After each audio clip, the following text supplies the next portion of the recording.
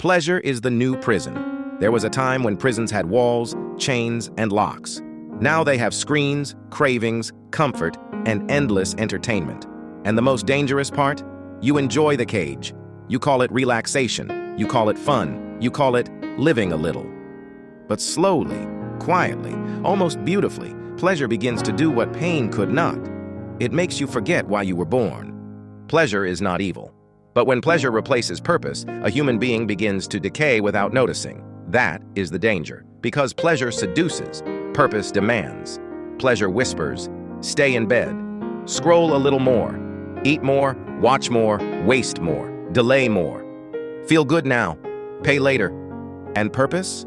Purpose is far less charming. It asks you to wake up early when no one is watching, to study when others are celebrating, to train when your body wants softness, to say no to what is easy so your future does not become weak.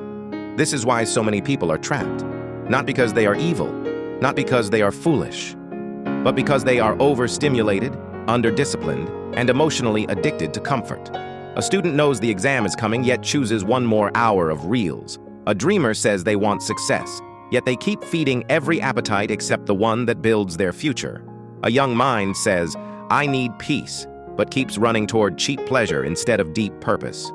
And that is where the collapse begins. Because every time you choose comfort over calling, you train yourself to betray your own potential. That betrayal does not happen loudly. It happens in tiny permissions. One more distraction, one more excuse, one more delay, one more lie. I'll become serious tomorrow. But tomorrow is where weak habits hide. Comfort becomes your cage, when you can no longer do hard things without emotional resistance. When boredom feels unbearable. When silence feels threatening.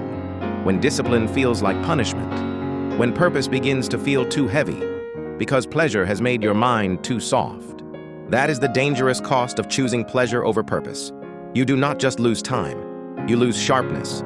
You lose hunger. You lose self-respect.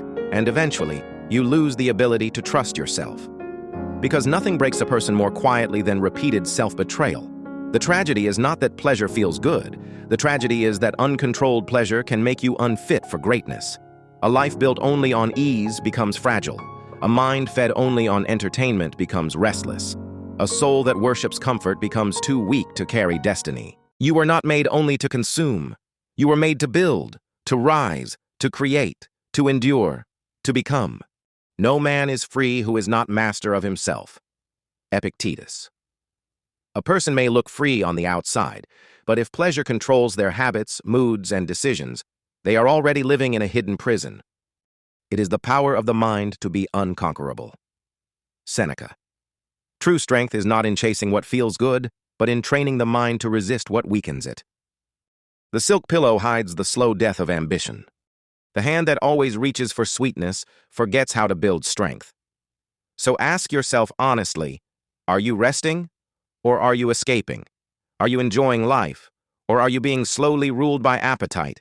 Are you choosing pleasure or are you surrendering your future for temporary relief?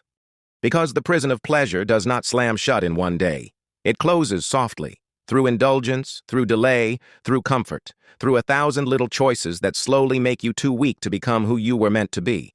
Break that pattern.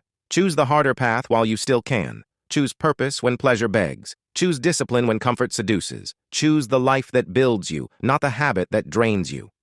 Because one day, your future will ask what your present kept choosing. And on that day, may your answer not be, I was entertained. May it be, I was disciplined. I was focused. I was building.